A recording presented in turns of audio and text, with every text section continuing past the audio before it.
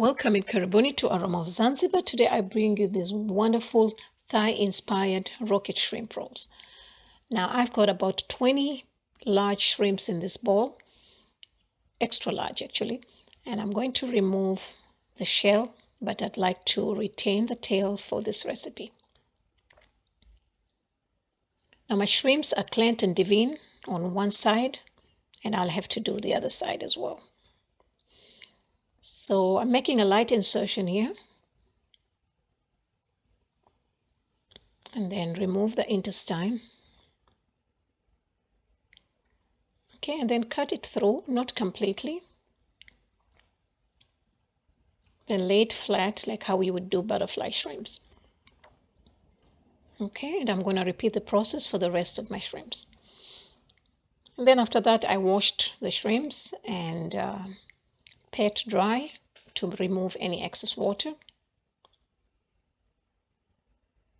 Then add about a tablespoon of fresh ginger garlic that's been nicely finely minced,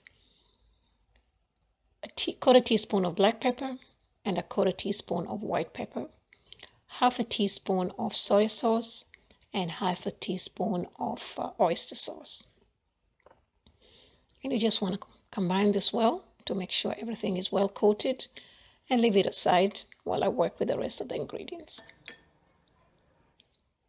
So I've got 1 cup of carrots julienne, and half a cup of white onions, 1 cup of shredded cabbage, and about half a cup of green onions, 1 tablespoon of fresh ginger garlic, about 1 teaspoon of sugar, and white pepper, black pepper, oyster sauce, and soy sauce. So I've got about a tablespoon of canola oil there on medium heat. And I added my fresh ginger garlic and a quarter teaspoon of white pepper, as well as a quarter teaspoon of black pepper. So you just want to saute this to bring the flavors, but do not burn the garlic, please. And after that, I added the onions. You just want to saute the onions for a few minutes to remove the moisture.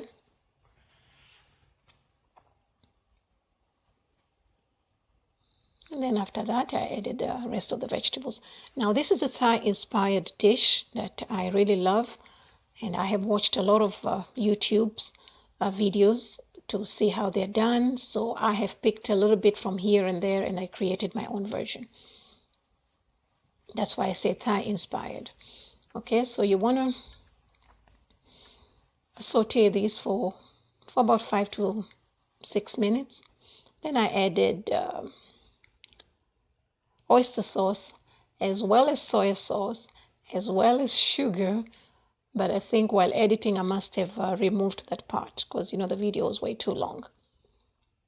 Okay, you want to make sure that all the liquid is completely dried. Like this. Make sure it's dried. And then add the green onions. All right, so just leave this, taste it also to see if you need to add any more salt or anything else.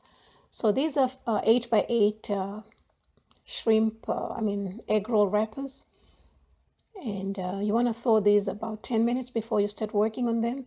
And while they're still cold, you can start separating them. Because once they thaw completely, it's very, very difficult to separate them. Then after that, just keep them in a damp cloth, a towel, like the one I have over here. Cover them to ensure that they do not dry out.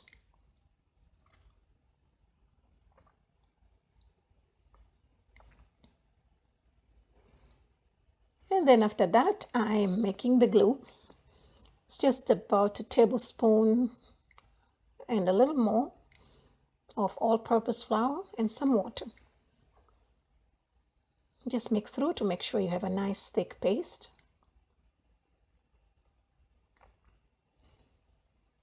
Okay, now I'm ready to roll these. Okay, this is the way that works for me because I'm adding vegetables to this because most of them do not have vegetables. They're just shrimps on their own. So for me to make sure that the vegetables are not seen through, this is how I have come up with how I'm going to fold it. Okay, so I've put the vegetables not all the way and then just roll it like that.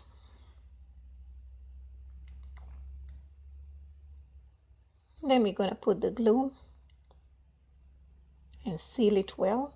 And if by any chance you have your vegetables peeping at the bottom, you can put some glue there and seal it well, because you don't want the vegetables to come out while you're frying. Okay, so this was a really challenge for me to figure out how to do this. Okay, so I'm doing the second one. And make sure that the vegetables are not all the way to the bottom. They're just kind of a bit of a center.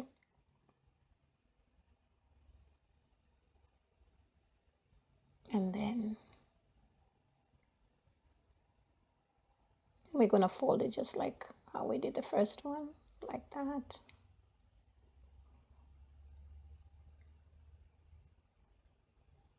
Okay, so they look nice and pretty. These are really, really beautiful. My only regret is I did not make enough. My kids were like, Mommy, why did you just make so many? So anyway, now we're ready to fry these. And make sure your heat is about 300 to 350. 350 is ideal. And you can make these ahead of time and keep them in the fridge. I'm not sure about the freezer because I've not really done that, because I'm not sure if you can keep the cooked item with an uncooked item frozen. So I will have to find research on that, do a research on that. Okay, so you want to fry these for about 10 minutes or until you get your desired color.